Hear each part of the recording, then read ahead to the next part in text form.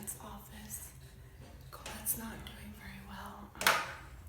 She's been screaming in pain for a few days, but last night it got really, really bad.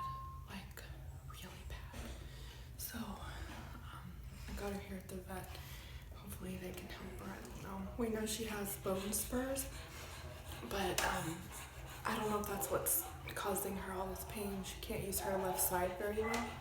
So we'll see what they say. And she's got eye infection too.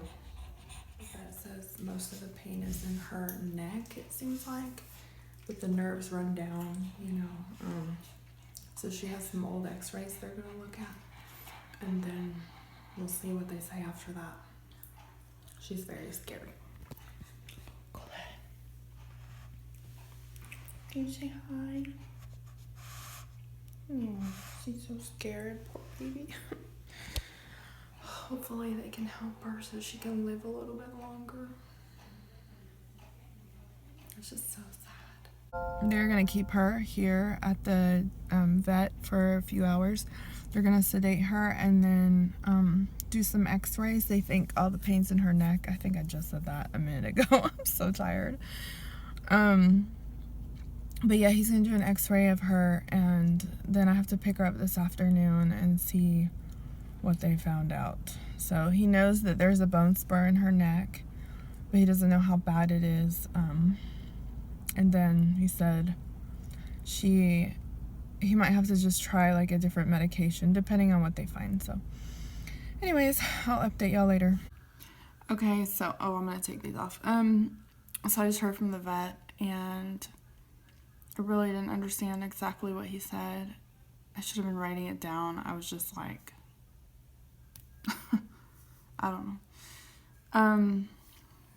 She has something where the discs in her neck are gone, or like just degenerated or something. I don't understand. She's basically, if I understood correctly, like, it's just her bones in her neck, and that's it. Like, there's no, like, her spinal, you know, neck spine area, the cushiony part is just, like, gone. So he put her on a muscle relaxer, which she was on before. She's going to continue her anti-inflammatory until it's gone. And then he's put her on an opioid, which I'm not sure what that's for exactly. It's all very confusing. So I have to pick her up at 4 with my mom. And it's 1 o'clock now, so he said I could have picked her up earlier. He just wanted to be able to spend some time with us and kind of like go over our options, because there's surgery for this, but it's like $5,000 or $6,000, which we don't have. And he said, like, when you fix 1 or 2, then more pop up later, or something like that. It's very confusing. Anyways, so I will let y'all know after we pick her up exactly what he was saying and talking about, and I'll try to film the x-rays if he'll let me, because he's going to show us those. So all right. So if you look at spaces in the back, I'm going to make it a little bit larger. If we look at spaces in the back, like I say, she's very tense this day, so I'm not able to really tell. But I think that, to me, that spot looks pretty narrow. Now, that's between the between the first and second lumbar vertebrae. So it's up here. It's in there.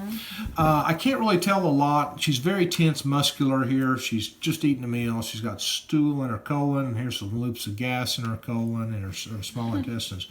And then kind of up here, I think there's something going on, but I can't really tell. But I think I mentioned, gee, there's this in the back, but I'm also really concerned about a spot in the neck. Now, today we went ahead and kept her and got her nice and asleep, and we took 2 pictures of her with her asleep. And I'm able, with the extension, we're better able to kind of see what's going on her. And hopefully this one won't take as long to load as the other one did. can actually see her nose. Okay, I'm going to rotate her about a quarter turn. I'm not sure what's what, but Well, it's hard. That's her head. Oh. that's her head. We're not going to look at it. Okay. Oh, I hate this thing when I do that.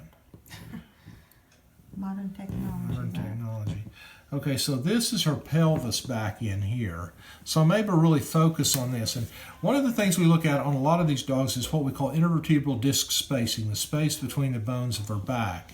And they ought to be roughly the same. And if you look at this space and this space, this one right here is dramatically narrow. That's enough to be somewhat of a degree of muscle weakness, unsteady on the rear end, but it usually doesn't give me the type of crying that I'm getting on your baby and that type thing.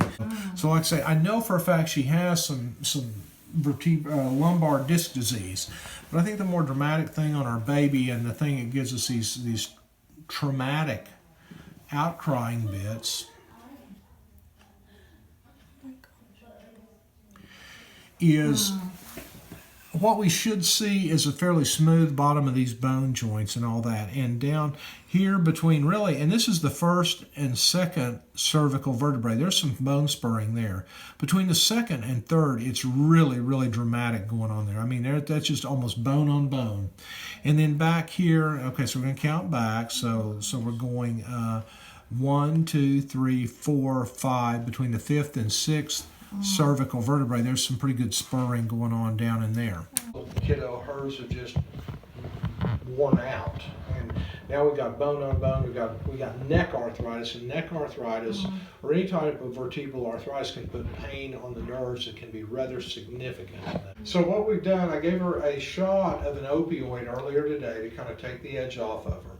We're going to continue with your Robaxin, which you've got, and almost so with your meloxicam. But the one other thing I'm going to add to this is Tramadol, Ultram, and you're going to add that to the mix, and let's see if we can kind of control her pain and discomfort and that type thing. Okay. It's pretty significant. I've seen it a time or two since she's been awake. It's like if she just moves the wrong way, she really squeals out, that type thing. But that's what I see going on with your kiddo. I'm hoping that we can control this pain, but it's pretty tough. But the reason, I mean, what's going on in her back is pretty tough. Her neck is pretty tough too. So we're not to the point we need to put her down yet or anything like that. I don't know. We need to give this medicine a little while to work. Okay. But if we can't get it to control better, we may be forced into that, because I don't think she's a real good surgical candidate, even if money is not an issue. Yeah, so we went ahead and cleaned out her eye and glued it up real good right now. But Was it an infection or just like? Well, it secondarily becomes infected, but the problem is she just cannot produce any tears. Oh. And because of that, she's got that little dry eye situation. What can we do about that? We keep artificial tears in it or something Just like that. regular artificial tears? Well, that's a good one. They make some ointments that may work a little bit better too, and all that. That's one of the problems with the bug-eyed dogs, is their tear glands wear out too fast. Oh, that's fine. Is it like over the counter? You Something can do- like you can- Sustain or something? You can do Sustain or Isoptears or something like that, and just keep it lubricated. Sometimes you have to go to an oilier product because they're dogs and they don't want drops in. You and I'll put a drop in her eye every couple of hours, but the dogs sometimes have to do it once or twice a day with them. So every time she hits something with her She head, bonks her noggin. which is going to hurt her neck. Absolutely. I mean, every time she shakes her head, every time she turns too fast, she tweaks her, and so.